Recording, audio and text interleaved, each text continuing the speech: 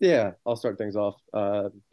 No, obviously, you mentioned just going up against Marvin Harrison last weekend, and then obviously Isaiah Williams this weekend. Uh, we know Jaquan Shepard. Obviously, he's get a chance to go up against the number one corner, number two, or excuse me, number one receiver, number two receiver. But that second, the rotation, the depth, a lot of guys that their second year. Perry Fisher, he's playing a little bit more of a role. Just kind of wanted to hear your assessment on maybe how they've kind of developed and maybe where you've seen the growth over the last year.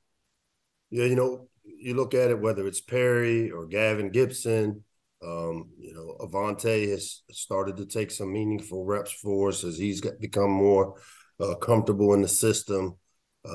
Levain Scruggs, a bunch of these young second year players are kind of right on track with how we like to see guys get developed. I think we're putting them in positions to where they have a chance to have success. I think they all have the size, the speed, the skill set, and now it's just a matter of getting them caught up with the experience. And as we've learned in this league, and because of the injuries that take place, that we need to have them all prepared and ready to play. And I've been happy with their development thus far. I'll do a Coach. physical hand raise. G How's it going, Mike? Herbo, G Herbo. Good to see you, Coach. Do you know who G Herbo is? Yeah. I literally got tuned into him because of my name, and I'm like, there's a guy out there that's calling, so I started listening to his stuff, and I like it. Yeah. So be careful though, man. You don't want to. That's true. Herbo got some issues. He's got some. Yes, I know. Yeah, from Chirac. Wanted to ask about Illinois' their running backs. I know the top two guys have been injured, but this Caden Fagan, this true freshman, and just watching, looking at some limited highlights, probably one of the more physical guys you'll face at running back, especially with the size of 6'3", being 6'3" and 250. And I really couldn't find anybody that you guys have faced that is that big at the running back position yet. I assume there's some limited tape considering he's a true freshman, but what have you seen on him, and what problems does he present for the defense? Yeah, well, we face that quite a bit because we have a 6'1.5", 6'2", 250 in Antoine Littleton, and we do good on good. And he's a powerful load. It's one of the benefits of us doing team run, where we take good on good reps. And so we've seen backs like him, and it reminds me a little bit of the guy from Purdue a year ago who was a big, heavy-handed runner. Just from the things that we anticipate, obviously, with what they need to do on offense. And when you read the things that they're saying, I mean, you would imagine that the run game is going to be really important because it's one of the areas that, statistically, we've probably got the yards per carry where we like it. But when you look at the efficiency of people being able to run the ball, especially on 1st and 10, I would say that we're going to see that. And we're going to see a lot of the Fagan kid. And he is a young player, but like you said, really heavy-handed as a runner. Great balance and body control.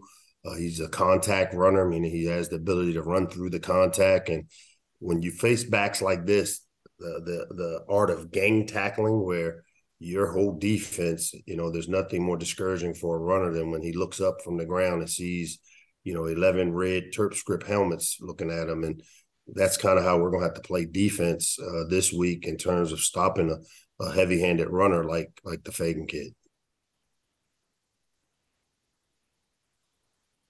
And then I think Merrill's having an event today, so I have a couple questions for some other reporters. But let me hear your Varun question. The first one was just going back to out of high school when Ty Felton, when you were looking at him as a prospect. Did you feel like there was a certain pitch or anything that maybe kind of first sparked his interest in Maryland? No, I think with Ty, and if you know his story, I mean, he was very early always a VTech lean, and we have gotten just, the Northern Virginia area hadn't been really good to us, and that we hadn't been able to, as I always say, crack the code over there because, it's a shorter distance here. It's, to play, and easier accessibility for your parents to see you play. And he was a heavy VTech lean. I think obviously with us just getting here and starting the process of building this program, when you're selling a dream versus selling things that are already in place, which, some of the other programs had already established. I think that played a huge role. But to me, the thing that probably got Ty's interest was our commitment to him. Because when he tore his ACL, I'm not a guy that worries about it. A guy having a ACL injury, we've got great medical staff, medical people here, and if they take a look at the surgery and all the documentation on the recovery procedures of it, if they say that it's not an issue, we're not afraid to take a guy like that. And I think that part of it, I can't speak for Ty, but to me, I think that was the part that maybe hit home with him, is that the loyalty we showed him even throughout the injury, where we didn't back off. George, you got one? Yeah. Kind of crazy to think that, win Saturday and you're going into the bye and you'll be at bowl eligibility. And I know it's not typically like you to reflect mid-season, but going from the fact that this was a program 2 years ago where you had to wait till week 12 to get to 6 wins, and now you're able to do it at the mid-season point. Is there a moment you might have Saturday with a win that you can kind of just see what you've done with this program and how far you brought it along, where now your goals are set higher than just getting to 6? Yeah, no, I doubt very seriously that we'll sit back and reflect on the year. But we definitely, as I've said, I've got to love the win as much as I hate to lose. And I do think we have to celebrate if we're fortunate enough to take care of business the way we expect to celebrate the fact that we've accomplished these goals. I do think with this day and age of the types of kids we deal with, the positive ability to show the positives of this is what you've done and this is what you've earned, to me will validate to them the importance of the buy-in. And we feel like we have that complete buy-in.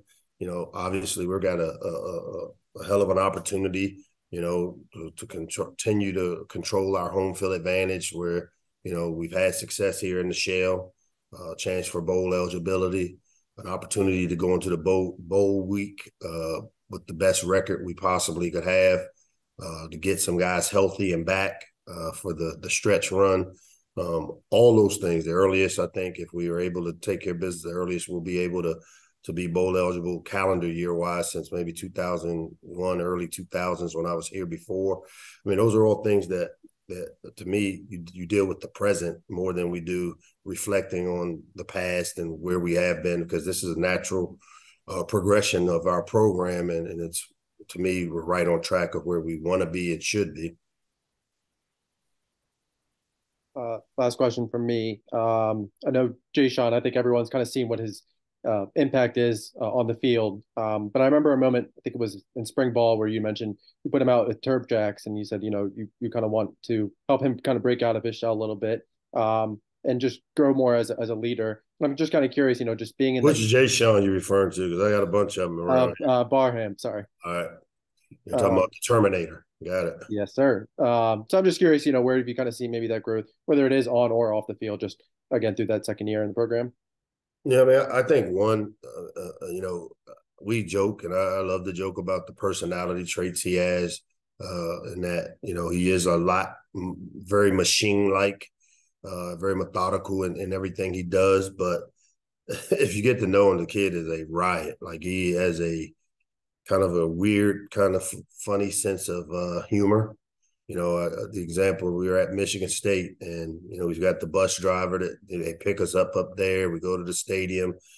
He very rarely talks to anybody in our program. And, I come back out, and after we leave the stadium, walk on Friday, and I walk out to bus one where the starters are on bus one, and he's having a full-blown conversation with a 70-year-old white guy that's got a Maryland hat on. And I think I heard him ask him who you're rooting for tomorrow. And obviously the guy's from up there, and he's like, well, man, I'm not rooting for anybody. He's like, come on, man. And here he is having a full-blown conversation, and I'm blown away.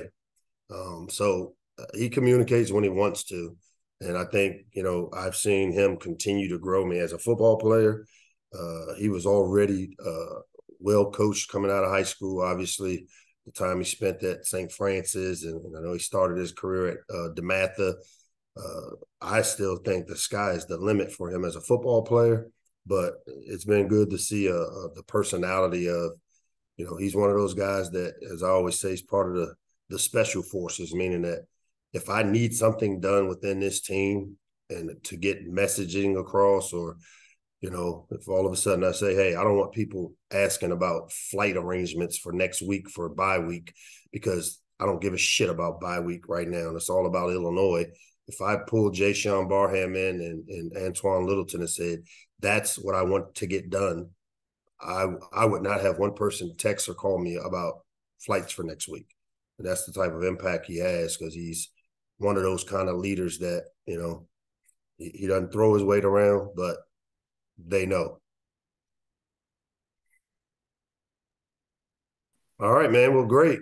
You guys got anything else? No, I'm that's good. it. Are y'all too old for you guys were too old to go to the Merrill thing? I think it was just for Merrill students, The students, like core yeah. Merrill Okay. students. About to say, man, you're never too old to go get some more information. I snuck down to Alabama with Nick Saban for a few years. You're right about that. Yeah, Absolutely. put a snot on in the Merrill, man. Put a hat on and kind of act like you're a student. Let's go get some info. Figure out what they're doing over there. I got you. Appreciate you, Coach. Appreciate All it, right, Coach. guys. Take care. Thanks, everyone.